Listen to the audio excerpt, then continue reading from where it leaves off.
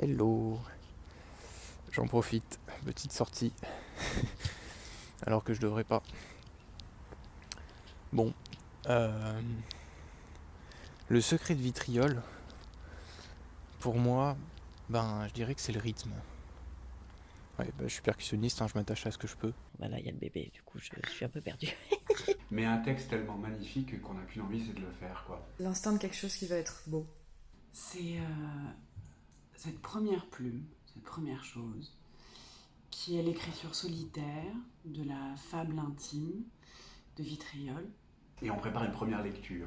On travaille cette lecture avec notre amour du théâtre et de ce texte, qui est vraiment un texte assez exceptionnel.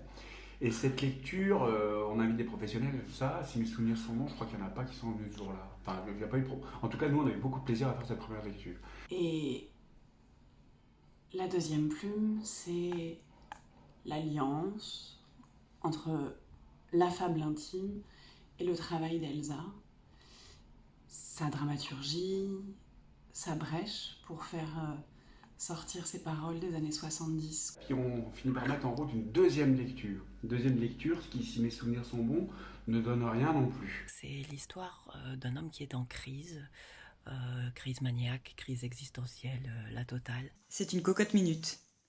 L'énergie, le feu intérieur de chacun qui, à son moment, laisse sortir le vapeur de son bouillonnement intérieur. Et vu qu'il est en crise, il agite aussi dans sa conscience tous les penseurs des années 70 qui ont travaillé sur des alternatives à l'enfermement, des alternatives aux électrochocs, ce qu'on appelle aujourd'hui la sismothérapie, des alternatives qui marchaient, qui n'étaient pas des utopies, d'autres façons de prendre soin les uns des autres.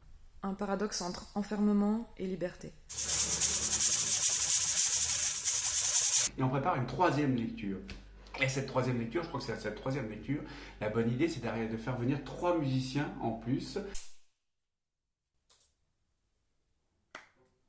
Ça prend à peu près 1 an et demi, 2 ans, tout ça.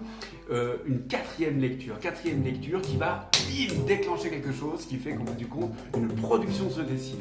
Je vois cette pièce comme une espèce de grande aire de jeu. Tout est possible d'ailleurs. Rien qu'à voir comment on faisait les répétitions, c'est en adoptant ce comportement hyper dérangeant de tout le temps jouer à tout bout de champ. Même quand les gens parlent, même quand on dit des choses importantes, moi je suis là en train de jouer tout le temps sur le truc. Et en fait, on m'a jamais fait la remarque. Jamais. On se prépare à faire ce spectacle au théâtre de la Tempête qui nous a programmé. Et puis, ça part dans tous les sens. Je pense que jamais ça a été aussi festif dans mon crâne que de répéter un spectacle aussi joyeux et désespéré en même temps, parce que le thème est vraiment extrêmement noir, mais traité avec une allégresse incroyable. Mais ouais, je me suis tellement amusé en fait. Alors que c'est tellement pas amusant. Au final, c'est une pièce qui est à la fois hyper foisonnante, avec des choses qui se passent dans tous les sens, ça part vraiment en cacahuète. Et en même temps, c'est tellement millimétré et tellement précis que c'est un équilibre, vraiment. Et justement, entre cet enfermement dont on parle dans la pièce et cette liberté qu'on a au plateau, tellement belle. Mais là, on sent vraiment qu'il se passe quelque chose. On a une super presse, ça va de mieux en mieux. Puis on sent que le Covid commence à arriver et que le confinement, c'est pas encore tout à fait, commence à pointer le bout de son nez vers un confinement bientôt. Et du coup, on va être arrêté de jouer. Et à la 12e représentation, on a quand même la chance de pouvoir le jouer 12 fois, contrairement à d'autres compagnies qui n'ont pas du tout la chance de sortir un spectacle. On joue 12 fois de Triol en se disant ah, c'est pas grave, on a une opportunité de revoir un succès en novembre.